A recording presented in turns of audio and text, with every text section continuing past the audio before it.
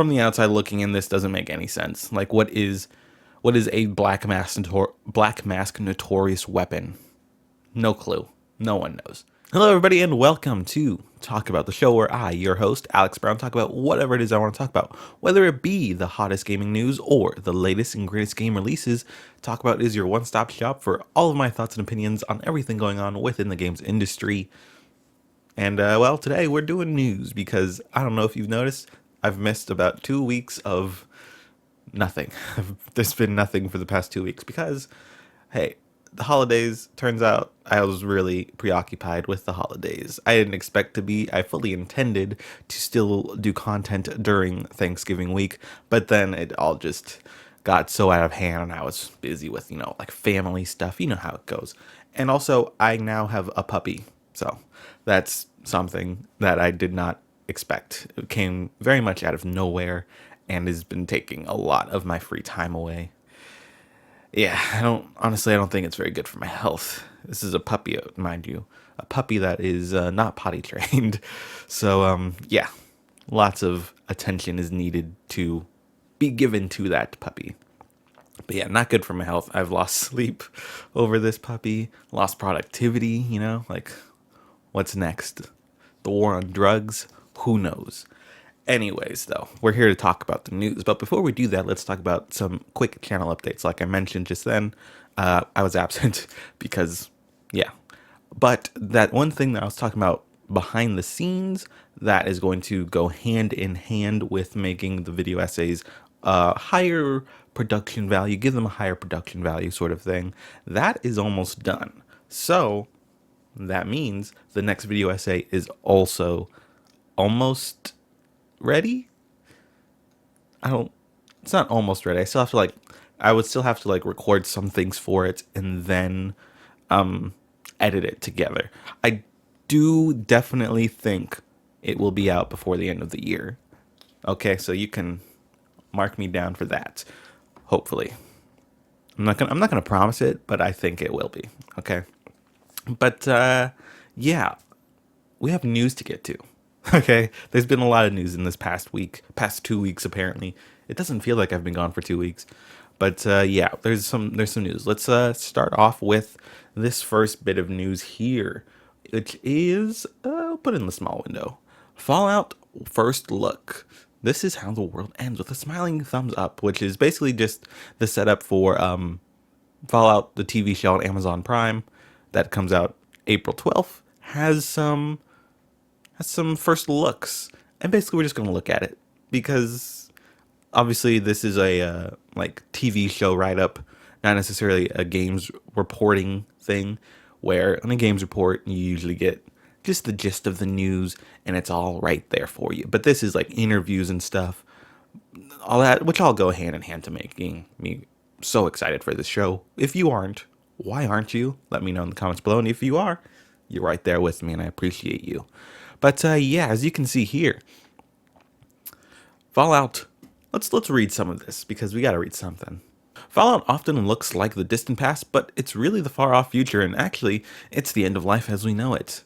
This very much reads like a TV media outlet rather than a video game write-up, because obviously that's Fallout. In the new series debuting on Amazon Prime Video on April 12th, a nuclear war breaks out across Earth in the year 2077, which is or was an era of robots, hover cars, and deep, abiding nostalgia for the America of the 1940s. Everything from the clothes to the entertainment to the vehicles mimic the look of that bygone age. Albeit with a sci-fi tilt, that retro-futurist aesthetic was one of the charms of the mega.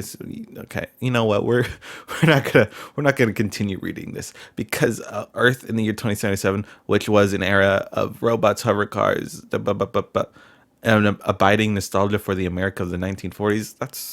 That's surface level. Yeah, I guess that's what you could take from that. But we all know that it's just a diverging historic path.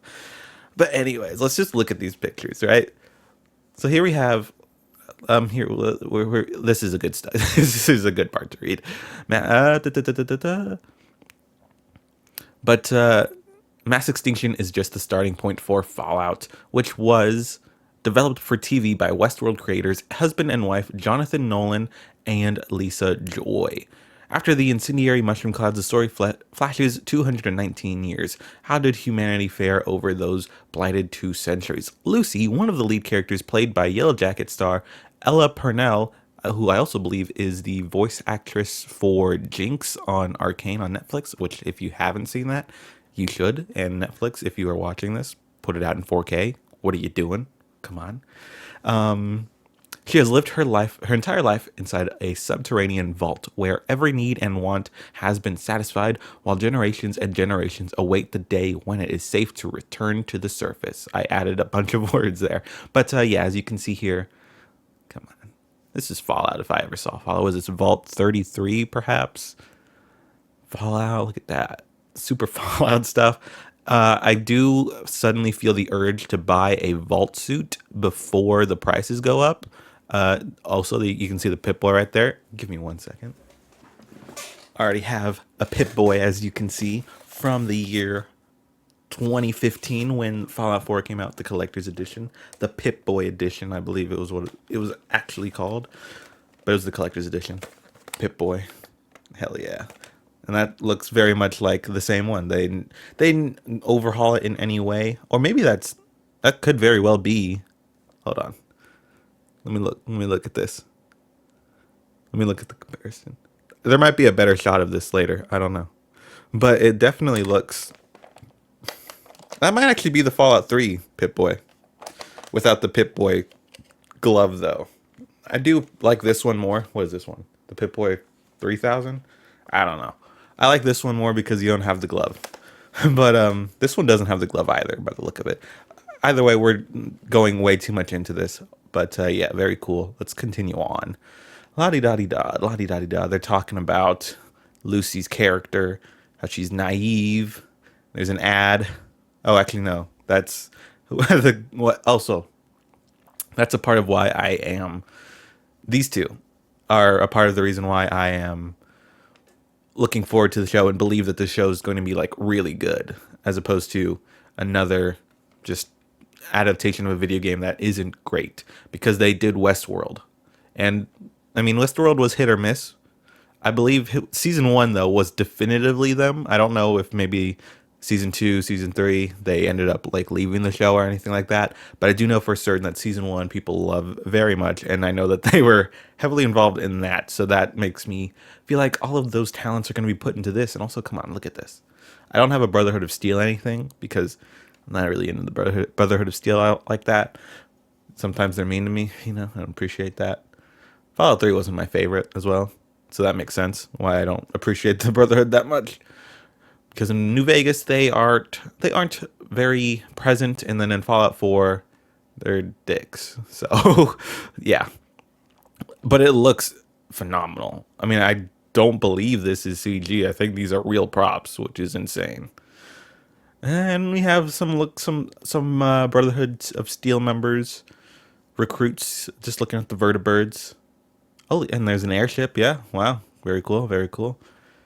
Very fascinating. Like, this is a lot. You know what I mean? Like, this seems pretty large scale in the sense that there are, like, what, a dozen people on the screen right now in this Brotherhood of Steel base. So, Brotherhood of Steel, very much going to be a big deal. But let's read here. Todd Howard is who this is referring to, of course. He is an executive producer on the show, is an admirer of Interstellar, which he cites as one of the inspirations for Bethesda's latest game, Starfield, a massive open-world story that allows players to... Yeah, he talks about Starfield. The movies that he worked on are some of my favorites. And I heard he liked video games and had an eye for that stuff. He was referring to Jonathan Nolan as well, but in that sense. Also, Christopher Nolan's brother. And if you watch Christopher Nolan movies, you know that he has quite the resume. So his brother definitely has at least some of that. Come on now. I'd said to somebody, and I won't say who, but I was taking a meeting with another producer and said, before I talk to other people, I want to hear that Jonah Nolan says he'll never do it, which is insane. The fact that he as in Todd Howard is like, hey, if anyone's going to do it, I want it to be Jonathan Nolan. I don't want to hear from anyone else unless I know for a fact that Jonathan Nolan won't do it.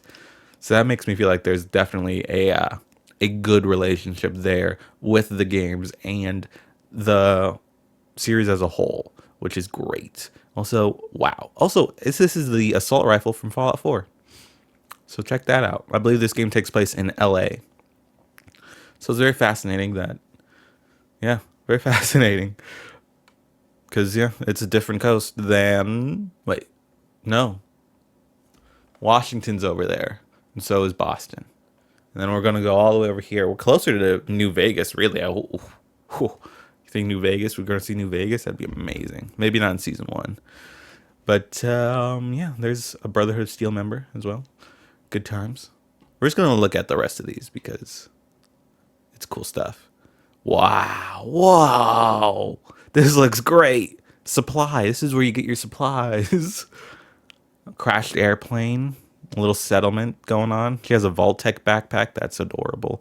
God, I'm so excited for Fallout. I'm going to play Fallout 4 again when this comes out. Maybe I'll play Fallout 76 because it's a new Fallout game to me because I have hardly touched it. Here we have Walton Goggins as a ghoul. Excuse me. Perhaps the ghoul is his character because it is a proper noun, the ghoul, which has led some to believe maybe he's the only ghoul that we'll see in this, which, you know, isn't crazy. It's not a crazy thing because ghouls, this is still 219 years later, so maybe. I was about to say because ghouls might be in hiding at the moment. I don't know. We don't know what's going on in LA, okay? We don't know if the ghouls are accepted or if he's just the one ghoul who's like, I'm gonna go to the surface or I'm gonna go live amongst the people, you know? But yeah, that's a ghoul if I ever saw one. Very cool stuff. And that's all of the images. Very cool stuff. I'm very excited for it. April 12th as well as when it comes out. There'll likely be a trailer coming soon. This is probably the most exciting of the images for me. Because look at that. Do you think this is going to be an actual shot in the show? Because that'd be amazing. I feel like there were more images, honestly. But that's all that I see. Oh, this is the one that I was wanting to talk about. How usually with not HBO. Usually with Amazon, they will do like a 1 or a 2 or 3 episode premiere. So I'm hoping that episode 1 of this show takes place entirely in the vault. We have like a little 10-15 minute prologue, which is the whole setup of the alternate future thing where it is the robots and the retro cars and all of that, so people get the vibe of this universe. And then we spend the rest of the time with Ella Purnell's character Lucy in the vault, and we just hang out with her for the rest of the show, or not the rest of the show, the rest of that first episode, whether it be she's 10 years old here, she's 21 years old here, something like, you know, Fallout 3's opening. Or it is just her existing in the vault, showing what vault life is like. And then at the end of the episode, things pop off where she has to go outside and exit the vault. And then in the end, it fades to white. You know what I mean? It fades to white. And she's doing this as it fades to white. You know, like in all of the Fallout games, when you step out of the vault for the first time, it's fades to white. And then the second episode would start. And then it would fade from white to the wasteland. And that'd be really cool to recapture that same emerging from the vault moment. But yeah, I've talked a lot about this already. I'm 15 minutes deep into this recording. So let's move on to the next news story, shall we? Which is, I don't know what it is yet. So hold on. Wrong one. There we go. Xbox, let me X that out. Xbox confirms plans to appear at the Game Awards after last year's no-show. After a noticeable absence last year, Microsoft confirms that Xbox will have some news to share at this year's Game Awards. In an email sent out to some, including IGN. Oh, also, this write-up comes from IGN.com by Taylor Lyles. Last one was Vanity Fair. You saw it. Sorry about that. You know, credit where credit is due, though. You know, in an email sent out to Microsoft confirmed that it won't be a no-show again at the 2023 ceremony, teasing fans that there will be major announcements and more Xbox news you won't want to miss.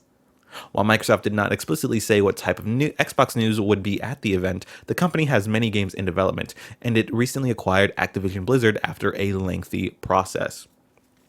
Xbox's biggest reveal from the Game Awards 2021 was a sizable gameplay trailer for Hellblade 2: Senua's Saga, but with the studio having several games in development, including Avowed, Stalker 2, Everwild, State of Decay 3, Hellblade 2: Senua's Saga, and a Fable reboot, it's hard to pinpoint whether it will share updates for all or some of these games, or if Xbox plans to announce an entirely new game. So now it's time to speculate, as is the tradition, as we always do when it comes to award season, showcase season, that sort of thing, because that's where you reveal some things, update some things. And last year Xbox had nothing, and then they had just a banger of a summer showcase this year with so many things, a lot of things. There's a lot of things. Can I name any of them? No, I cannot. But there's a lot of things. Yeah, looking at just this list here, actually, including Avowed, Stalker 2, Everwild, State of Decay 3, Hellblade 2, Senua's Saga, and a Fable reboot, I'll be honest, I forgot about Everwild, Stalker 2, and State of Decay 3. So those are prime candidates, in my opinion, for a new reveal. Perhaps even Hellblade 2, because Hellblade 2 is supposedly coming out spring of this year, if that's right.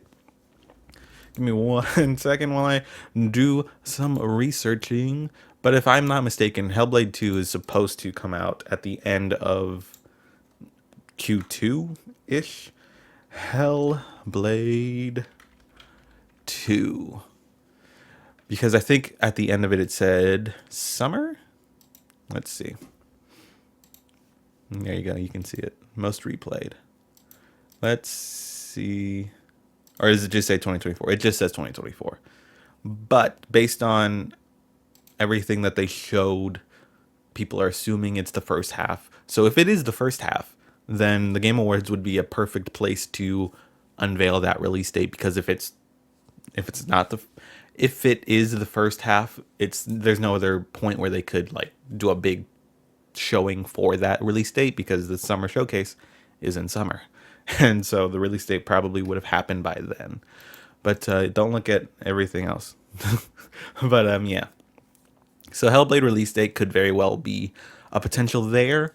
And then for everything else, though, Stalker 2 is a second party deal they have going on with, of course, the Ukraine developer, who take all the time you need, obviously. But I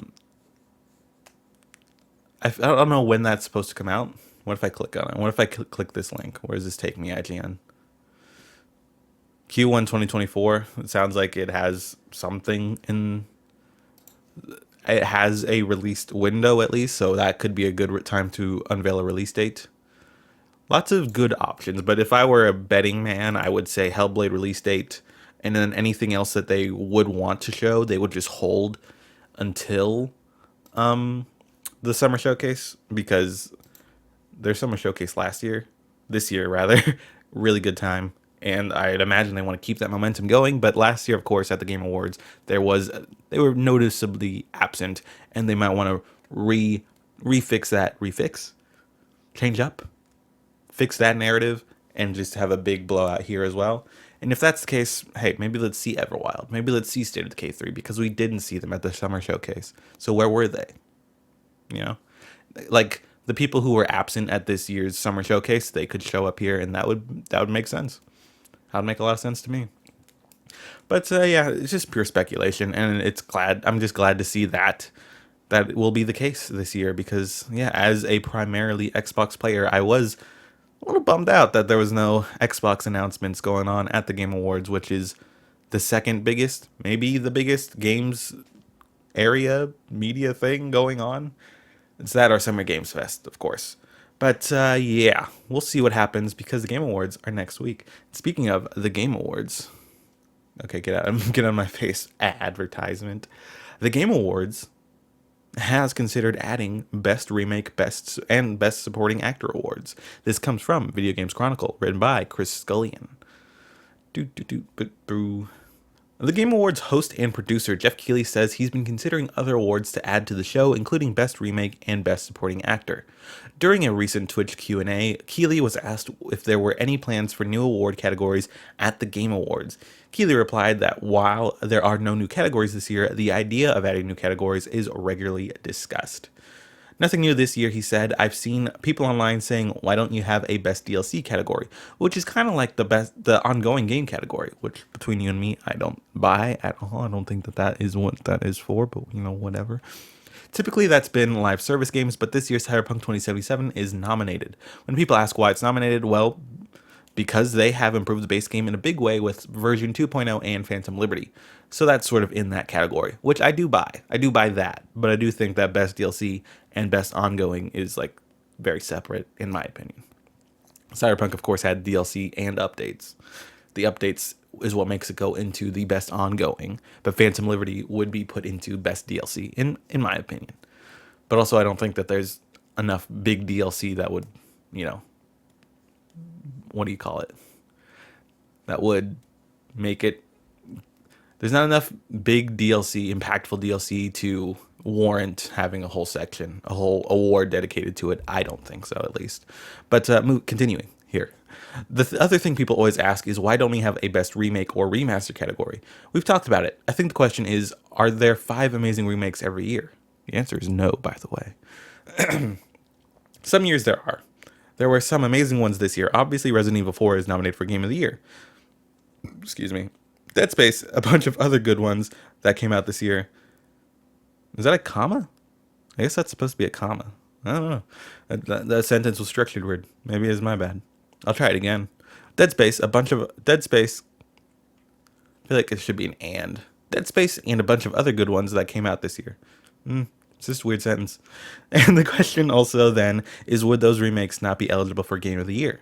So yeah, nothing new this year category-wise, but that's definitely something that we talk about every year and try to evaluate in the best way to go about that. Then they go on to talk about the best supporting actor category, but I don't have anything much to say on that. I just want to talk about the whole the best remake category, and I think that that's dumb for the reasons he said. Like during this whole Q&A segment that Jeff Keighley did, he answered a lot of the internet's burning questions the best way possible, in the ways that I'd be like, yeah, I completely understand that. And I was just like, he's a really well-spoken guy. And I was like, I've always been like indifferent to Jeff Keighley being the guy for all of the games events, but I don't know what it was about this Q&A thing that made me go, yeah, he's all right. He's all right in my book. But yeah, I definitely am with him on that fact that categorizing remakes as a different category rather than just being video games feels weird, even though, yeah, they are remakes, but remake doesn't necessarily just mean the same game again. Like, look at Resident Evil 2 or Resident Evil 4 for that matter, or Final Fantasy 7 Remake. Those are vastly different games in various ways to their original counterparts. So I just feel like there's no reason to delegate a remake to its own category, especially because there aren't even 5 every year. 5 that are good every year. So, yeah. It's making a lot of sense to me, and I'm glad that they didn't, and I hope that they don't. So, yeah, that's it. That's all I want to say on that. Let's move to the next one. I didn't even go to full screen on that one. Whoopsie. And this one is more of a PSA rather than like a news thing.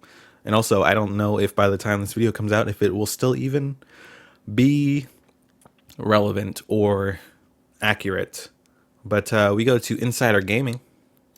Tom Henderson. Suicide Squad Kill the Justice League alpha signups are now live.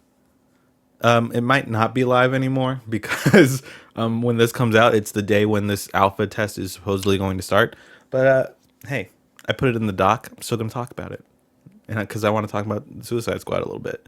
Suicide Squad Kill the Justice League alpha signups are now live. The closed alpha tech test will take place from November 30th, 2023 to November 4th, 2023. Essentially, the weekend. Yeah, that sounds right. Where was I? Where's my mouse? There it is. According to the website, you can the playtest will be available for PlayStation 5,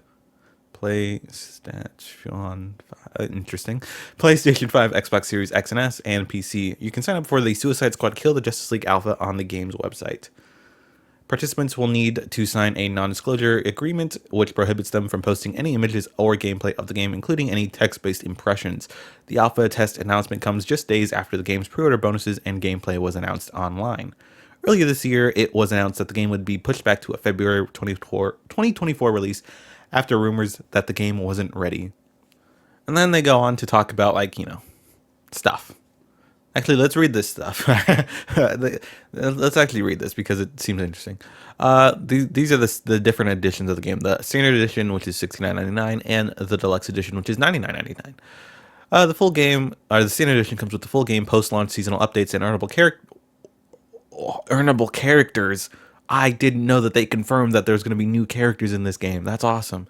And earnable characters to expand the story with new missions, items, and more, available at no additional cost. Access to all free seasonal. Excuse me, I'm so sorry. I'm gonna cut that out. Let me take that one again. Access to all free seasonal battle pass tiers as each becomes available. 4 classic outfits, 1 for each squad member. Pre-order bonus available at launch. 4 rogue outfits, 1 for each squad member. PS5 pre-order digital pre-order bonus only. Bummer. I play on Xbox. And then the deluxe edition comes with all of the same stuff. 4 Justice League outfits, 1 for each squad member. 3 Black Mask Notorious weapons. 4 squad gold weapons. 1 premium battle pass token. Redeemable for access to seasons 1 through 4. So they are definitively confirming right here that they are doing at least 4 seasons before they pull the plug, which is nice. It's nice to hear. 4 No Shade outfits, and 72-hour early access to the game starting January 30th. Lots of basic things you would hear from a deluxe edition of a game, and a lot of the same noise you would hear in a live service game, like different outfits, different weapon types, things like that. A lot of things that don't really sound interesting until you play the game, I'm sure. Like, from the outside looking in, this doesn't make any sense. Like, what is a Black Mask Notorious weapon? No clue. No one knows. But yeah, I just wanted to put this PSA out there because, hey, like I said in the reactions and discussion video, I think this game's going to be pretty darn good. Of course, I have signed up myself for it. If I get in, I won't be able to tell you, but I hope so. I hope I will. In the sign-up process, they do ask you specifically, like, the games that you have played, what games you're into, that sort of thing. And one of the games that were listed as an option was Marvel's Avengers. So hopefully, me being a big fan of that is going to pay off and let me play this game a little bit early. Of course, I won't be able to tell you if I do. So just, hope I do. But yeah, just a little PSA. This game comes out in 1 month, 2 months from now? That's crazy. Right? Because, because it's the beginning of February. That's crazy. Moving on, though. Speaking of Warner Brothers and their whole live service games sort of thing, this comes from VGC by Jordan Mittler. This is old news, admittedly, but like I said, I've been gone for a while, so some of this news is a little bit old. Warner Brothers denies the Wonder Woman game will be live service.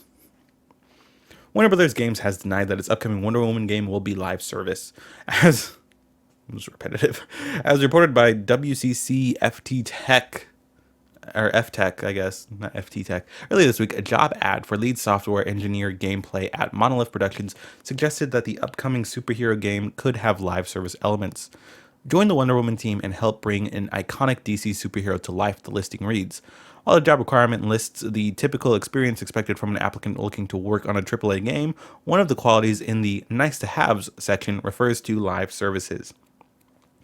Specifically, the listing says applicants may have the edge if they have experience helping maintain a live software product or game. Now, in a statement to IGN, Warner has denied that the game will be live service, saying Wonder Woman is a single-player action-adventure game set in a dynamic open world. The third-person experience will allow players to become Diana of Themyscira and introduce an original story set in the DC universe, while also featuring the Nemesis system. Wonder Woman is not being designed as a live service. And then yada, yada, yada. More stuff about David Zaslav, that guy, Terrible. Terrible person. So basically, I just wanted to take this time to talk about the Wonder Woman game for a second and how excited I am for that. I'm just excited for superhero games, whether it be Suicide Squad or Wonder Woman. I know I seem to be one of the only people who are these days. But yeah, it's exciting because they say, to clarify that it's not a live service, they go on to talk about how it's a single player action adventure game set in a dynamic open world, which is great. That's exactly what I want. Basically, all I want from this, all I expect from this game is Shadow of War, Shadow of Mordor, but with a DC skin on top of it, with Wonder Woman and all of that going on, which already just there. That makes one of the best games, I think, in my opinion. A very exciting game at the very least. And the fact that it has the Nemesis system, come on. They patented it, did. I'm trying to say they copyrighted. You know what they did, okay? You know what they did. They made it so no one else can use it. So just use it all the time, please. If you're not going to let anyone else use it, just use it all the time. So I'm very excited to get back to that because it's a really cool system. But on the topic of the actual story, though, that it would help if they have experience maintaining a live software product or game, I don't think that that's that insane of a thing to even say. Because if you remember, Shadow of War had some sort of microtransaction element to it with the siege mode and all of that. So if anything, Wonder Woman might just have a similar siege mode where you can buy certain upgrades for your... Probably not orcs. I don't think you're going to have orcs in this game. Maybe they're just going to be people, which is pretty cool. I'm very excited to see what this game turns out to be. Maybe we'll see more of it next week at the Game Awards, because if I remember correctly, yep, there it is right there. Wonder Woman was announced at the 2021 Game Awards with a brief teaser trailer, but little has been shared about the game since. So, hey, next week would be a very good time to give us a gameplay update and maybe a 2024 release day. Release window at the very least. Because, yeah, really put people's minds at ease with the whole live service thing of it, or the lack thereof, rather. But, yeah, I believe we are moving on to our last news story. Let me check. No, second to last news story we have here. Again, kind of an old news story, because, like I said, I was gone for a while. But I want to talk about it nonetheless. The Last of Us Part 2 Remastered coming to PS5 on January 19th, 2024. Re-experience or discover for the first time Ellie and Abby's emotional journey with the definitive way to play The Last of Us Part 2. Also, immediately spoilers. Immediately. Or discover for the first time. If you're discovering for the first time, this is immediately a spoiler. But yeah, this comes from the PlayStation blog. They don't have authors here, I don't think. No, Jonathan Dornbush, the editorial content manager at Naughty Dog. The team here at Naughty Dog is excited to announce The Last of Us Part 2 Remastered, the definitive way to experience the acclaimed The Last of Us sequel originally released in 2020. We're thrilled to confirm you won't have to wait long for it either. Players can jump into Ellie and Abby's emotional journeys on PlayStation 5 console on January 19th, 2024. Okay, I was about to say I'll play this in the background, but it's telling me that it's... Come on, it takes too long. Whether you're... I'll just do it. Oh, there you go. Nailed it. Let me mute that. Okay. But whether you've already played and even platinum The Last of Us Part 2 on the PlayStation 4 console or have recently jumped in The Last of Us Part 1 on PS5 and want to continue the story, Part 2 Remastered will offer plenty of reasons for new and returning players to revisit a story that means so much to our studio. The engrossing campaign returns alongside technological improvements, new modes, and new behind-the-scenes features that will deepen your understanding of Part 2's creation. But before we break down what's in store, take a look at our announcement trailer below. And there you go. So basically, Last of Us Part 2 is coming to PS5, finally.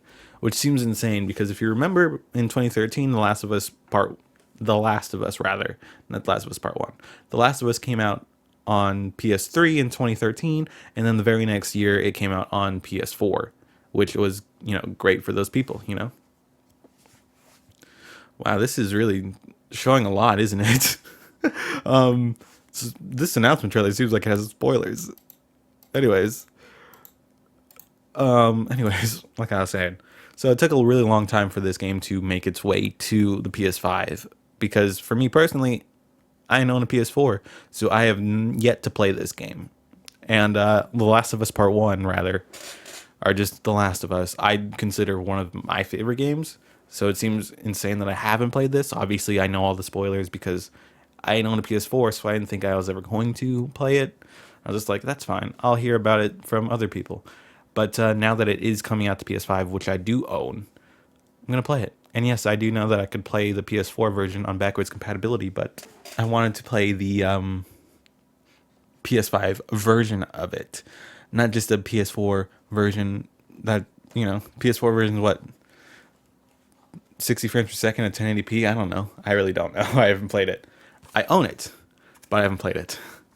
Because it was like $10 at Best Buy one time. I was like, well, I should get that because I would like to play it at some point. But now it's coming to the PS5, a remastered version, which will likely be the best version of it. So that's great news for me. But yeah, also it comes with a $10 upgrade path if you own it. There you go right there. Wow, why is it tiny? Well, it's tiny. Okay, it comes with the $10 upgrade path if you own it, the PS4 version, which I do. So it's only going to be $10 instead of probably $70. So it's great. It's great that I bought that for $10 and get the upgrade for $10. A total of $20 for what people hail as one of the best games ever. It's a good deal. I really played my cards well in that sense. But yeah, last news story. Where is it? There we go. Comes from VGC. It's an interesting one that I was like, let's throw this in there. Because honestly, I don't think much will come from it because I don't think this is going to go anywhere. It's an interesting idea that I feel like no one's going to see through to it. You know what I mean? But yeah, here we go. A new EA patent lets players apply their own voice to game characters. This comes from VGC by Chris Scullion. Players can provide sample speech which is used to create character voices. EA has patented the ability to generate in-game voice acting using a player's own voice. As spotted by ALLA Gaming, the patent, which is named Generating Speech in the Voice of a Player of a Video Game, very aptly named patent, by the way, was filed in 2020 but was published last month. The patent describes a process in which players input data that represents speech content, which is then passed through a synthesizer module, a voice converter, and vocoder to generate new dialogue based on the sample. The idea is that players will be able to put their own voice in the game, with the most obvious example being the ability to make the protagonist sound like the player. The patent explains that previous attempts at generating speech in games often involve text-to-speech systems where the game receives text and uses a synthesizer to generate audio speech. However, the patent says that such approaches usually require many speech samples, hours of speech samples, in order for the synthesizer to accurately capture the voice in the synthesized voice. I'm saying synthesized so much right now. You know what I'm saying. Speech audio. And if different voice is needed, the synthesizer would need to be trained again with hours of new samples. The methods described in the patent, however, enable speech audio to be generated in the voice of a player of a video games. In the voice of a player of a video games. I don't know how that sentence is. I don't think that's accurate, grammatically accurate, but we'll let it slide. Using speech audio provided by the player, a small amount of speech audio, such as minutes of speech audio from the player, and a voice converter. The process sounds similar to numerous examples of AI voice generator software currently found online. But yeah, that's basically it. Of course, like it says here, as ever, the filing of a patent is no guarantee that such technology will ever make it into a video game, but it could shed light into how the future narrative-based EA games may evolve character customization. I don't think this is going to go anywhere, honestly, because of course, no one likes AI voice-generated things, period. It's bad for the industry as a whole, so I don't think player character voices are going to be your own voice. Sounded hard to say. I hope that made sense.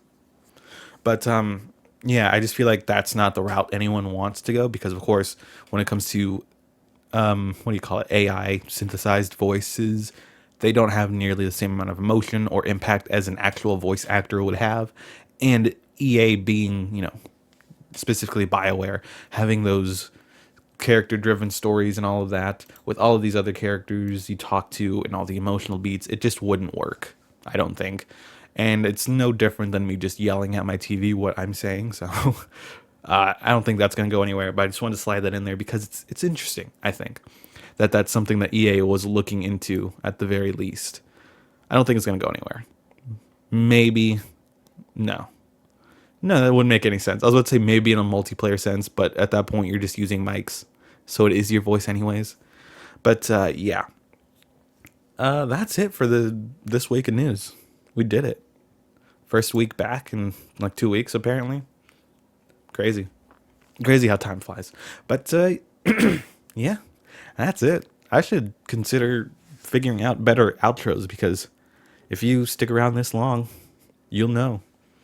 Don't do them well. I didn't mention this earlier, but the very next thing I'm going to record is the Alan Wake 2 review. So if you've been waiting patiently for that, hey, it's coming soon. Coming very, very soon. But yeah, that's it. Thanks for stopping by.